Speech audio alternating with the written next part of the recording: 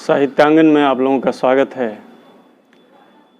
आज मैं 12वीं कक्षा के पद्य खंड से दूसरा पाठ लेकर आया हूँ और इसमें हम लोग दो पदों का अर्थ समझने की कोशिश करेंगे। ये दोनों ही पद सूरदास के रचे गए हैं।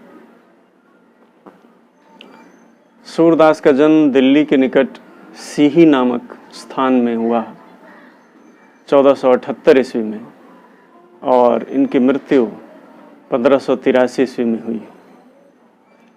लेकिन इनका निवास स्थान मुख्य रूप से ब्रज क्षेत्र रहा।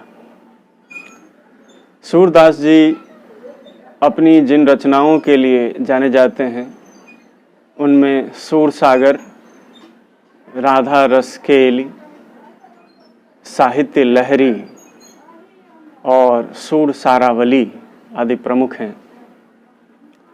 सूरदास जी प्रसिद्ध संत श्री वल्लभाचार्य जी के शिष्य थे, जो पुष्टि मार्ग तथा शुद्धाद्वैतवाद के प्रवर्तक थे।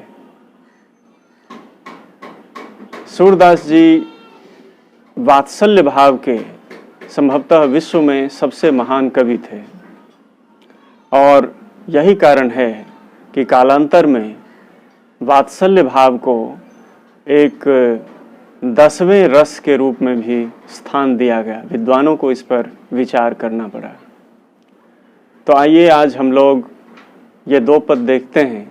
ये दोनों ही पद सूरसागर से लिए गए हैं और इन दोनों ही पदों में कृष्ण के बाल रूप का वर्णन है।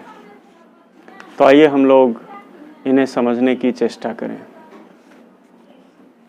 पहले पद में कवि कहते हैं, जागिए ब्रजराज कुंवर कंवल कुसुम फूले।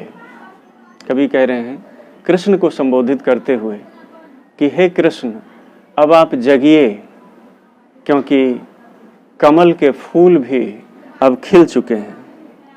कुमुद वृंद संकुचित भय भृंग लता भूले।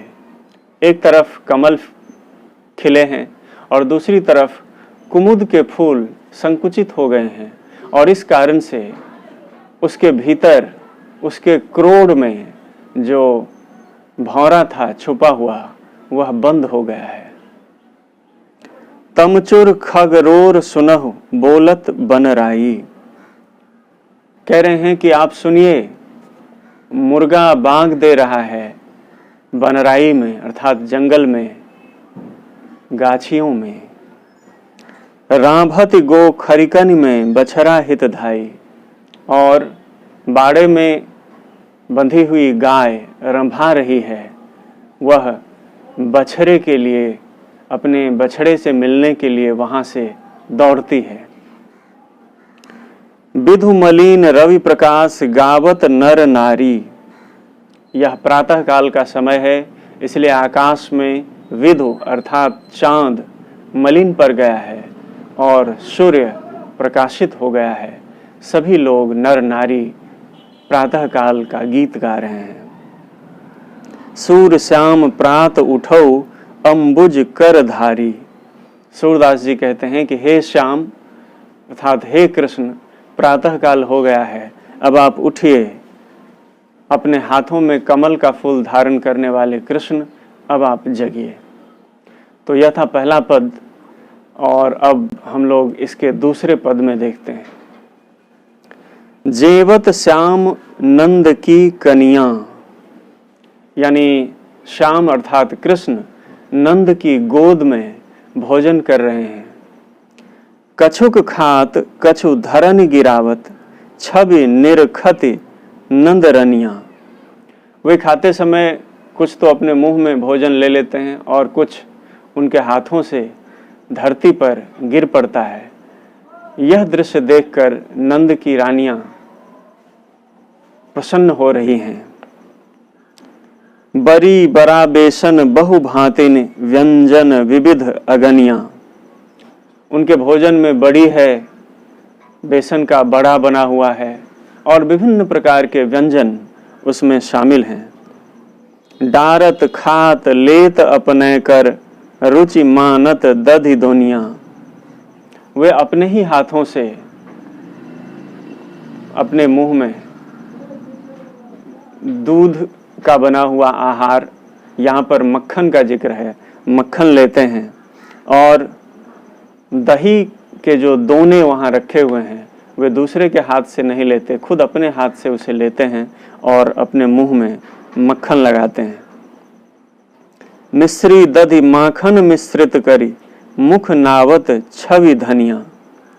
वे मिश्री, दूध और मक्खन इन तीनों को मिश्रित कर देते हैं और फिर उन तीनों को मिश्रित कर खाते हैं। यह छवि निरखने वाली होती है, देखने वाली होती है। आपुन खात नंद मुख नावत, वे खुद भी खाते हैं और नंद बाबा के मुख में भी थोड़ा सा डाल देते हैं। सो छवि कहत न बनिया, और उस समय कृष्ण की ऐसी छवि होती है जिसका वर्णन नहीं किया जा सकता। जो रस नंद जसोदा बिलसत, सो नहीं तिहु भुवनिया। और इस तरह से कृष्ण को पालने में, उन्हें खिलाने पिलाने में, उन्हें निरखने निहारने में जो सुख नंद बाबा और यशोदा जी को मिलता है, वह सुख तीनों भुवन में अर्थात तीनों लोकों में कहीं भी नहीं मिल सकता। भोजन करि नंद अचमन लीन हो, मांगत सूर जुठनिया। और अब भोजन समाप्त हो गया है तो नंद जी आचमन करते हैं अर्थात मुंह साफ करते हैं। मांगत सूर जुठनिया, लेकिन सूरदास जी का आग्रह है कि उन्हें उन दोनों का जूठा ही सही, कृष्ण का थोड़ा सा जूठा मिल जाए तो उनका जीवन धन्य हो जाए। यह एक भक्त की आर्त भावना है, जिस भावना से सूरदास जी यहाँ कृष्ण का वर्णन कर रहे हैं। तो मैं समझता हूँ ये दोनों ही पद वात्सल्य भाव से परिपूर्ण पद थे और इन दोनों पदों को आप लोग ठीक से समझ गए होंगे। आखिर में बस यही कहूँगा कि आप लोग यूँ ही देखते रहिए, चैनल को सब्सक्राइब कीजिए, ज़्यादा से ज़्यादा लाइक, कमेंट और शेयर भी कीजिए। तो आज के लिए धन्यवाद।